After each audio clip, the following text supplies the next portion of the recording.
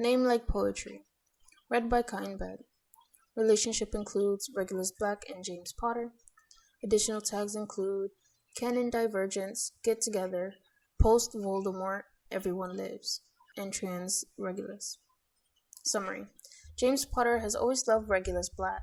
It's not more complicated than that, and no matter what Regulus has done, he has always forgiven him. It started with a cigarette and a glass of whiskey. In a house he was convinced hated him, the people and the building. For the mark on his arm displaying his past mistakes, for the face he wore that dared to be like one of their heroes, for the family who had spent generations torturing those he was now fighting for. He hadn't really known. He'd been so bloody stupid. When James Potter, the pride of them all, really hunkered down on the cold stone, cast a quick warming charm over them both, and offered his half-gone fag, Regulus nearly cried. Only, he'd had far too many years of practice shutting it down. Years of being tormented by Slytherins when they inevitably learned about his gender, about his body, about how he didn't really belong. At least that's what they all said. Years of having to face down a dark wizard before he spilled all the secrets to Albus Dumbledore and begged forgiveness for all his past transgressions. The funny part was, James had never been like that. Sirius's best friend, of course, and the sworn enemy of Severus Snape and all things Slytherin ever stood for. But he'd never misgendered Regulus, never looked at him as anything other than Sirius's little brother. So that shared fag and the glass of warm whiskey was the start of something. Their fingers brushed together, and Regulus caught his breath in the back of his throat as James's liquor-husky voice spoke, his head tilted up into the sea of stars. I always used to fancy you. When Regulus sucked in another breath, James laughed quietly, but not at him. Sirius hated me for it. Most hexes I ever got was 7th year. You were prefect, and I was head boy, and I couldn't stop watching you in the meetings. You never noticed. I did, Regulus admitted, speaking for the first time since James had come out. He tipped the glass which had miraculously refilled itself to his lips. I thought you were trying to think up clever hexes to use without getting caught. James swiped the back of his mouth, then took the last drag of the cigarette, letting the smoke fall from his nose and mouth like a bloody dragon. You were always so beautiful.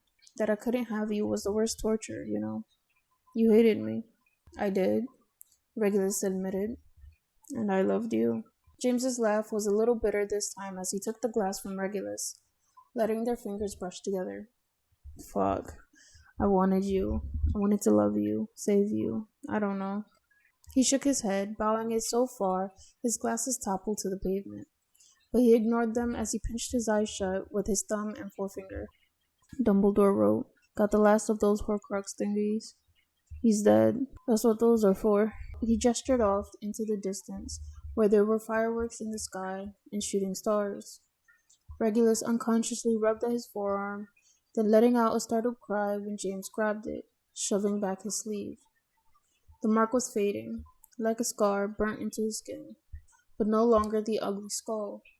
James ran the pads of his fingers over it. Then, meeting Regulus's gaze in a slightly unfocused way, he brought the arm up and gently trailed his lips along the soft skin. Regulus's breath hitched once more, and he shifted closer, not quite daring to make a move.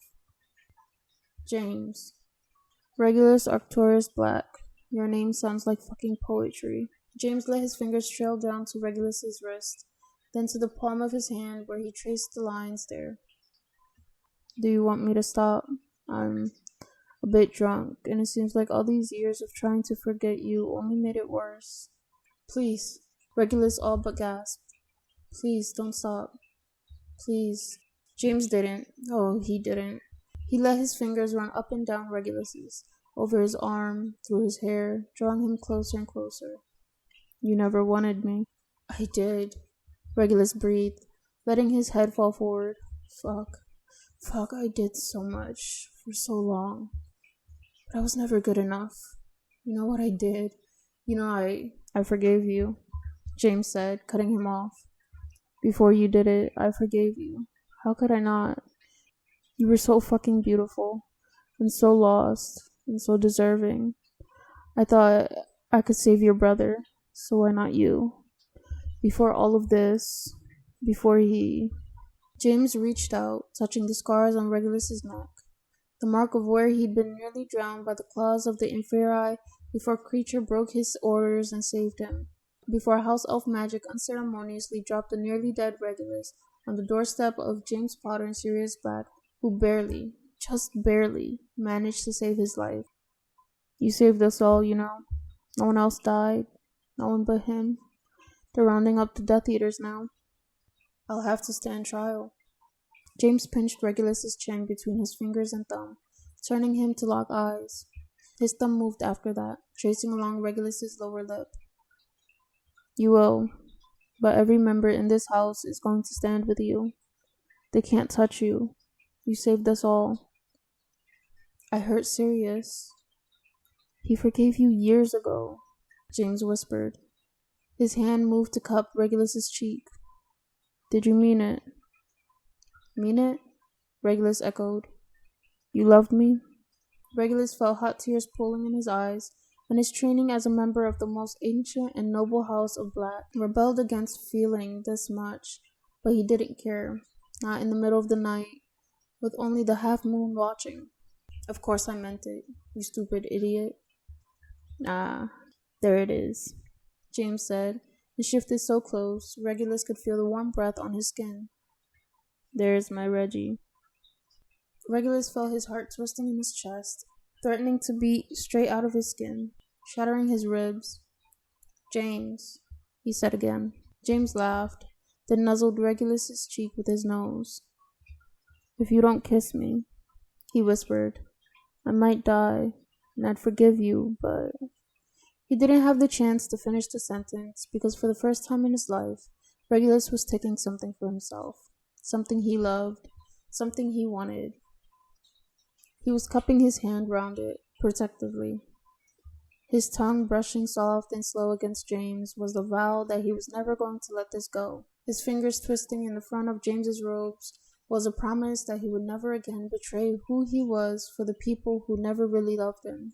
The gentle moan was the oath he was taking now that this would be forever, and he didn't care what he had to sacrifice so long as he always had James's warm arms to come home to. I love you, James whispered against his kiss-swollen lips. Regulus, I love you, I have for so long, and I'm not going to let anyone take that from me, not even you. Regulus couldn't help his laugh. I'm all yours, Potter. I really, truly am. It started with a cigarette and a glass of whiskey. It ended with a kiss. You have just finished listening to Name Like Poetry. If you enjoyed the story, please leave them some feedback on archiveofourown.org/work/6597448. If you enjoyed my reading of the story, you can find me on Twitter at twitter.com/Kaiinbed.